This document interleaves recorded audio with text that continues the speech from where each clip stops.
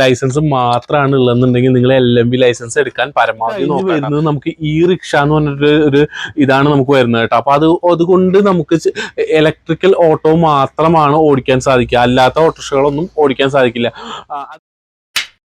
നമസ്കാരം. മെയ് മാസം മുതൽ എല്ലാവരും ലൈസൻസിന് വേണ്ടിയിട്ട് ഇങ്ങനെ ടെൻഷൻ അടിച്ചിരിക്കുന്ന സമയമാണ് കേട്ടോ. അപ്പൊ എന്തായാലും അതെന്താവുന്ന ദൈവത്തിന് മാത്രമേ അറിയുള്ളൂ. നമ്മുടെ കഴിഞ്ഞ വീഡിയോയിൽ ഒരുപാട് കമന്റ് ഒക്കെ നമുക്ക് കിട്ടിയിട്ടാ.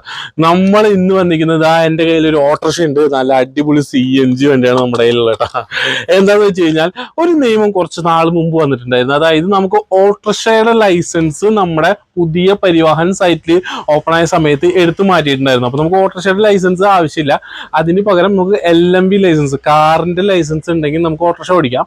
അതുപോലെ തന്നെ നമുക്ക് ബാഡ്ജും ഒഴിവാക്കി. നിങ്ങൾക്ക് ലൈസൻസ് എടുത്തു കഴിഞ്ഞാൽ, കാറിന്റെ ലൈസൻസ് എടുത്തു കഴിഞ്ഞാൽ നിങ്ങൾക്ക് യൂബറൊക്കെ ഓടിക്കാം. അപ്പോൾ ഒരുപാട് തൊഴിൽ സാധ്യതയൊക്കെ നമുക്ക് അതിൽ ഉണ്ടാക്കാൻ പറ്റൂട്ടോ. അതുപോലെ തന്നെ നമ്മളിവിടെ സംസാരിക്കാൻ വന്ന വിഷയം വേറൊന്നുമല്ല, ഓട്ടോറിക്ഷയുടെ ലൈസൻസിനെ കുറിച്ചാണ്. നമുക്ക് ഓട്ടോറിക്ഷയുടെ ലൈസൻസ് നമ്മൾ പുതിയതായിട്ട് എടുക്കണമെങ്കിൽ നമുക്ക് ഓട്ടോറിക്ഷയുടെ ലൈസൻസ് ആവശ്യമില്ല, നമുക്ക് കാറിന്റെ എടുത്ത് കഴിഞ്ഞാൽ ഓട്ടോറിക്ഷ ഓടിക്കാം.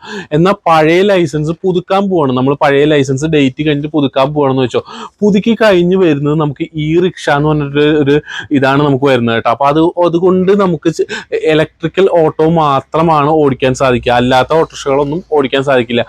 അത് ഓടിച്ചു കഴിഞ്ഞ് എന്തെങ്കിലും തരത്തിൽ വാഹനം തട്ടുകയോ എന്നതിന് നമ്മൾ ക്ലെയിമിന് പോവുകയോ ചെയ്ത് കഴിഞ്ഞാൽ അത് നമുക്ക് അതിൽ റിക്ഷയാണ് കിടക്കുന്നത്. അതായത് ഇലക്ട്രിക്കൽ ഓട്ടോറിക്ഷ മാത്രമാണ് അതിൽ ഓടിക്കാൻ പറ്റുക.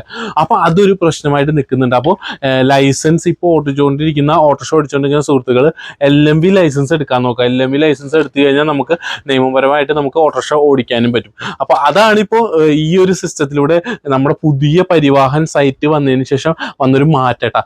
അപ്പൊ ഇത് എത്രത്തോളം ആവുന്നുള്ളത് നമുക്ക് പുതിയ നിയമത്തിൽ നമുക്ക് പുതിയ എടുക്കണം, പുതിയ ട്രാക്കൊക്കെ വരികയാണ്. അപ്പൊ ഇതൊക്കെ എങ്ങനെയാന്നുള്ളത് നമുക്ക് കണ്ടു തന്നെ അറിയണം. അപ്പോൾ ഓട്ടോറിക്ഷ അങ്ങനെ ഓടിക്കുന്നവരാണെന്നുണ്ടെങ്കിൽ ഒന്ന് അന്വേഷിച്ചിട്ട് മാത്രം നമ്മളൊന്ന് ലൈസൻസിന് നമ്മൾ കൊടുക്കുക പെട്ടെന്ന് തന്നെ. അപ്പോൾ അതിനുള്ള കാര്യങ്ങളൊക്കെ നിങ്ങൾക്ക് ഡ്രൈവിംഗ് സ്കൂളിൽ പോയി കഴിഞ്ഞാൽ അവർ പറഞ്ഞു നമുക്ക് LMB ലൈസൻസ് എടുക്കാൻ, വാഹനം ഓടിക്കാൻ അറിയാമെങ്കിൽ LMB ലൈസൻസ് എടുക്കാൻ അത്ര എമൗണ്ട് ഒന്നും വരില്ല കേട്ടോ. അപ്പോൾ എന്തായാലും നിങ്ങളൊന്ന് അന്വേഷിച്ച്, പ്രിയപ്പെട്ട ഓട്ടോറിക്ഷ ഓടിക്കുന്ന സുഹൃത്തുക്കളോട് പറയാനുള്ള കേട്ടോ, നിങ്ങൾക്ക് ഓട്ടോയുടെ ലൈസൻസ് മാത്രമാണ് ഉള്ളതെന്നുണ്ടെങ്കിൽ നിങ്ങൾ LMB ലൈസൻസ് എടുക്കാൻ പരമാവധി നോക്കാട്ടോ.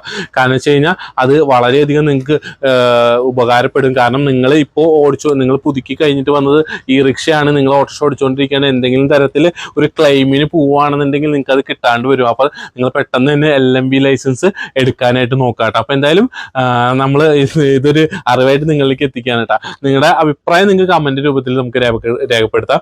മറ്റൊരു അടിപൊളി വീഡിയോ ആയിട്ട് കാണാട്ടോ. നമുക്ക് വണ്ടികളൊക്കെ ഒരുപാട് ഇങ്ങനെ വരുന്നുണ്ട് റിവ്യൂ ചെയ്യാനൊക്കെ, അതൊക്കെ നമ്മൾ അടുത്ത വീഡിയോയിൽ പറയുന്നതായിരിക്കും. അപ്പോൾ എന്തായാലും നമ്മുടെ ചാനൽ ആദ്യമായിട്ട് കാണുന്നത് സബ്സ്ക്രൈബ് ചെയ്യുക, ഫേസ്ബുക്കിലാണ് ഫോളോ ചെയ്യുക. മറ്റൊരു അടിപൊളി വീഡിയോ ആയിട്ട് കാണാം. ബൈ.